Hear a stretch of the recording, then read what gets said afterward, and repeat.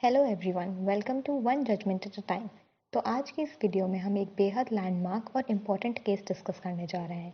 ये केस है Krishna Kumar Singh and another's versus state of Bihar.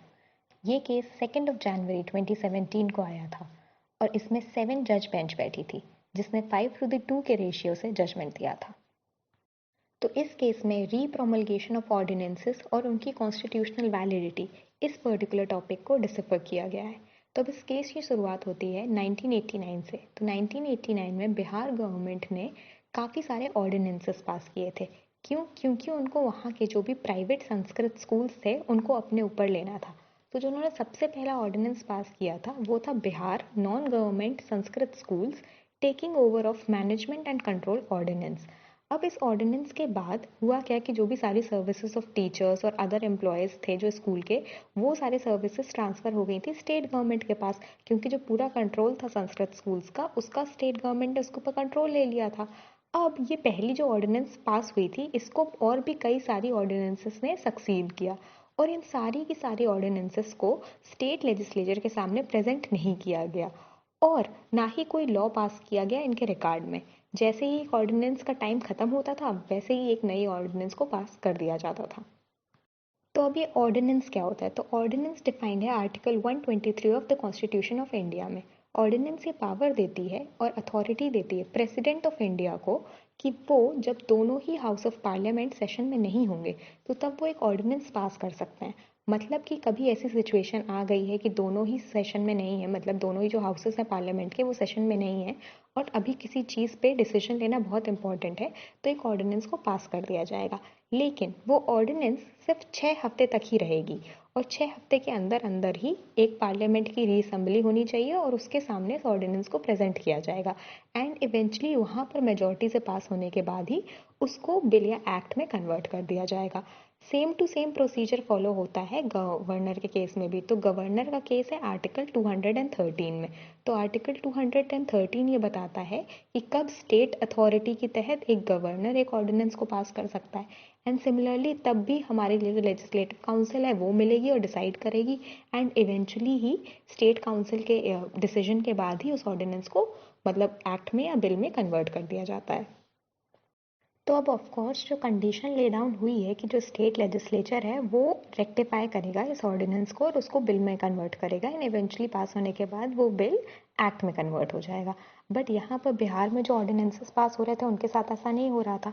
Still अब जो एम्प्लॉयज़ और टीचर्स थे जो कि गवर्नमेंट के एम्प्लॉयज़ हो गए थे, अब उनको तो उनकी सैलरी वगैरह नहीं मिल रही थी क्योंकि ना तो वो प्राइवेट वाले नहीं थे, तो जो प्राइवेट उनके हेड थे वो भी पैसे नहीं दे रहे थे और जो गवर्नमेंट के साइड पे था तो वहाँ पर कंफर्म ही नहीं हुआ था कि कौन से गवर्नमेंट इसको देख रहा है या कौन से इसका एक नया ऑफिस बन रहा है या हेड बन रहा है।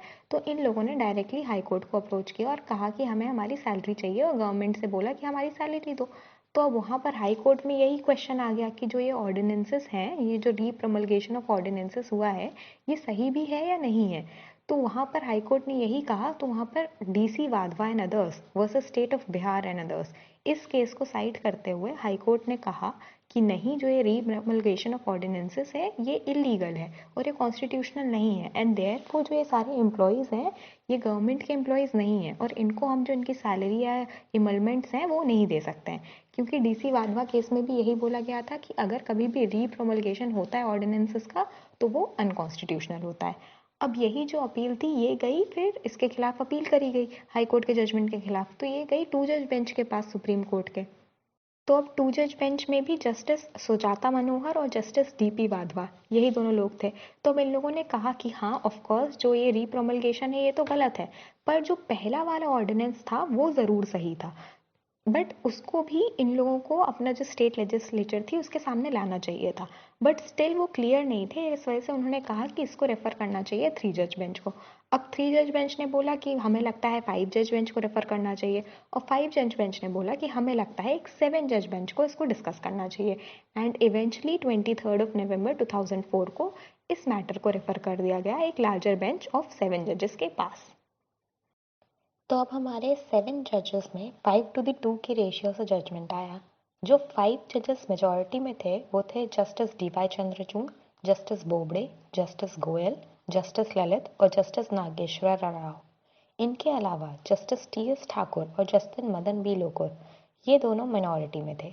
इसमें जस्टिस मदन बी लोकुर ने एकदम ही ऑपोजिट जजमेंट दिया था, जबकि जस्टिस टी.एस. ठाकुर का थोड़ा सा कॉन्करिंग जजमेंट था। तो हमारे मेजॉरिटी जजमेंट में यही बोला गया कि इवन दो कॉन्स्टिट्यूशन ने पावर देता है प्रेसिडेंट को भी और गवर्नर को भी कि वो ऑर्डिनेंसेस इशू कर सकते हैं, लेकिन ये पावर एक कंडीशनल लेजिस्लेटिव पावर है और इसके ऊपर कंडीशन यही है कि इसको लेजिस्लेचर के सामने प्रेजेंट करना पड़ेगा जब भी लेजिस्लेचर सेशन में आएगा। तो इस वजह से इसको हम लोग एक अनफेटर्ड पावर की तरह ट्रीट नहीं कर सकते हैं। कोर्ट ने ये भी बोला कि जब भी ये ऑर्डिनेंस आती है ये सिर्फ टेम्परेरीली आती है और ये कोई इंडिपेंडेंट लेजिस्लेटिव पावर नहीं दे देती है प्रेसिडेंट या गवर्नर को। इस वजह से ये बहुत ही ज़्यादा मैंडेटरी एक कॉन्स्टिट्यूशनल ऑब्लिगेशन सेटअप है उनके ऊपर कि हमेशा जब ऑर्डिनेंस आए उसके बाद उसको लेजिस्लेचर के सामने प्रेजेंट किया जाए। कोर्ट ने कहा कि लेजिस्लेचर के सामने इसको प्रेजेंट करने के 3 मेन रीज़न हैं। पहला ये कि लेजिस्लेचर ये डिटरमाइन करेगी कि जो ऑर्डिनेंस है उसकी नीड क्या है, वैलिडिटी क्या है या उसको कब तक रखना चाहिए। दूसरा ये कि ये जो ऑर्डिनेंस है इसको अप्रूव करना भी चाहिए या नहीं। और तीसरा ये कि क्या एक स्टैच्यूट को एक्ट करना चाहिए ताकि इस ऑर्डिनेंस को हम और फर्दर कर सकें। और इन तीनों चीज़ों को डिटरमाइन करने के लिए लेजिस्लेचर के सामने ऑर्डिनेंस का प्रेजेंट होना इम्पॉर्टेंट है। और इस वजह से जैसा कि डीसी वाधवा केस में कहा गया था कि अगर आप रीप्रोमल्गेशन कर रहे हैं ऑर्डिनेंसेस का और उनको लेजिस्लेचर के सामने प्रेजेंट नहीं कर रहे हैं तो ये एक फ्रॉड है।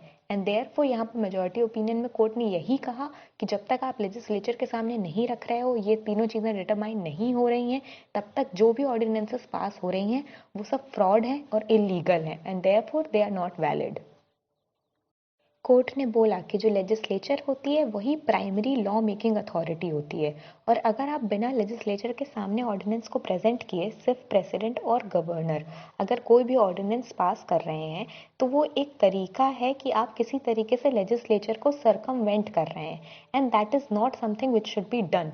देयरफॉर जब भी आप ऑर्डिनेंस पास कर भी रहे हैं अगर दोनों मान लो सेशन में नहीं है आपके जो भी लेजिस्लेचर है तो जब वो सेशन में आए आप तब उनके सामने प्रेजेंट करें।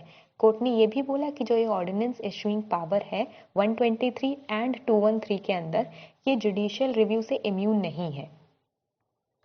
अब मेजॉरिटी ओपिनियन के अलग जस्टिस टी.एस. ठाकुर ने अपना एक सेपरेट कंकरिंग ओपिनियन दिया। उन्होंने ये कहा कि जो ये आर्टिकल 123 और आर्टिकल 213 है इनको हम लोग ऑब्लिगेटरी नहीं कर सकते हैं कि वो गवर्नमेंट के सामने अपना ऑर्डिनेंस रखें ही रखें। तो बस इन्होंने ये कहा कि जो ये क्वेश्चन है कि ये ऑब्लिगेशन मैंडेटरी होना चाहिए या डिस्क्रिशनरी होनी चाहिए, ये एक ओपन क्वेश्चन है एंड देयरफॉर उन्होंने इस बात पे कुछ भी डिसीजन नहीं दिया। जो डिसेंटिंग ओपिनियन है जस्टिस मदन बी लोकुर का, उन्होंने ये बोला कि जो ये आर्टिकल 213 के अंदर जो ये पावर है इसको हम मैंडेटरी नहीं कर सकते हैं। मतलब ज़रूरी नहीं है कि अगर आप ऑर्डिनेंस बना रहे हो तो आप उसको लेजिस्लेचर के सामने रखो ही रखो। उन्होंने बोला कि अगर कभी भी ऑर्डिनेंस जो है उसको फोर्स ऑफ लॉ की ज़रूरत होती है और उसको वैलिडिटी किसी कंटिजेंसी पे डिपेंड नहीं होती है कि जब लेजिस्लेचर बताएगा कि हाँ ये ऑर्डिनेंस वैलिड है तभी ऑर्डिनेंस वैलिड होगा, ऐसा नहीं है विच इज़ ट्रू। क्योंकि ऑर्डिनेंस जिस दिन से पास होता है उसी दिन से वैलिड हो जाता है। तो जस्टिस मदन बी लोकुर ने बोला कि वो ऑटोमेटिकली उसके पास वो लॉ है, वो पावर है एंड देयरफॉर उन्होंने कहा कि लेजिस्लेचर के सामने उसको रखने या नहीं रखने से कोई फ़र्क नहीं पड़ना चाहिए और इस वजह से इन्होंने डिसेंटिंग ओपिनियन दिया। पर जो मेजॉरिटी ओपिनियन था उसने यही बोला कि हाँ वो मानते हैं कि ऑर्डिनेंस के पास खुद से एक पावर है लेकिन वो पावर सिर्फ 6 हफ्ते तक है जैसा कि 213 और आर्टिकल 123 में बताया गया है। 6 हफ्ते के बाद उस पावर को लेजिस्लेचर के प्रोमलगेशन मतलब लेजिस्लेचर जब बताएगा कि हाँ ये सही है या गलत है उस हिसाब से डिसाइड किया जाएगा। इसके साथ साथ ही कोर्ट ने एक और चीज़ पॉइंट आउट करी, वो है कि पूरे कॉन्स्टिट्यूशन में कई जगह पे अलग अलग वर्ड्स का यूज़ हुआ है। जैसे कहीं पर रिपील बोला गया है, कहीं पर वॉइड बोला गया है, कहीं पर सीज टू हैव इफेक्ट और कहीं पर सीज टू ऑपरेट बोला गया है। तो यहाँ पर कोर्ट ने बोला कि आर्टिकल 123 एंड 213 में सीज टू ऑपरेट वर्ड को यूज़ किया गया है। इसका मतलब ये है कि एक जो टाइम पीरियड है जो कि 6 हफ्ते का टाइम पीरियड है तब तक ऑर्डिनेंस चलेगा और जब लेजिस्लेचर एक रेजोल्यूशन पास कर देगा तो भी वो ऑर्डिनेंस चलता रहेगा क्योंकि फिर वो एक एक्टेबल में कन्वर्ट हो जाएगा। लेकिन मान लीजिए कि अगर लेजिस्लेचर ने अप्रूवल नहीं दिया और उसकी तरफ से डिसअप्रूवल मिला है तो वो ऑर्डिनेंस वॉइड एब इनिशियो नहीं होगा क्योंकि सीज टू ऑपरेट का मतलब यह है कि एक टाइम तक वो चीज़ ऑपरेट कर रही है और उसके बाद वो सीज कर जाएगी, फिर वो ऑपरेट नहीं करेगी। तो कोर्ट ने यही बोला कि इस वर्ड के, इस एक्सप्रेशन के इंटरप्रिटेशन से हम समझ सकते हैं कि 123 एंड 213 का मतलब यही है कि जो ऑर्डिनेंस पास होंगी वो वैलिड होंगी और वो चलेंगी, बट हाँ 6 हफ्ते के बाद एक रीअसेंबली करनी पड़ेगी ताकि एक रेजोल्यूशन पास हो। तो उनकी जो खुद में वैलिडिटी है वो सिर्फ 6 हफ्ते की है। फाइनली प्रेजेंट केस के फैक्ट्स को देखते हुए कोर्ट ने यही बोला कि जो सारे ऑर्डिनेंसेस पास किए गए थे इस प्रेजेंट केस में वो सब के सब फ्रॉड हैं, क्योंकि उनमें से किसी को भी लेजिस्लेचर के सामने प्लेस नहीं किया गया। पर हाँ, कोर्ट ने ये ज़रूर बोला कि जितने भी जो गवर्नमेंट एम्प्लॉय बने थे, जो टीचर्स थे, जिनको आप सैलरी दे चुकी है गवर्नमेंट, उनसे सैलरी नहीं ली जाएगी। बट हाँ, अब वो सारे टीचर्स वगैरह जो हैं, जो संस्कृत स्कूल के थे, वो प्राइवेट के अंदर ही आएंगे, गवर्नमेंट के अंदर नहीं आएंगे, बिकॉज ये ऑर्डिनेंस सब फ्रॉड मानी जाएंगी from this particular way of time, क्योंकि लेजिस्लेचर के सामने उनको प्रेजेंट नहीं किया गया।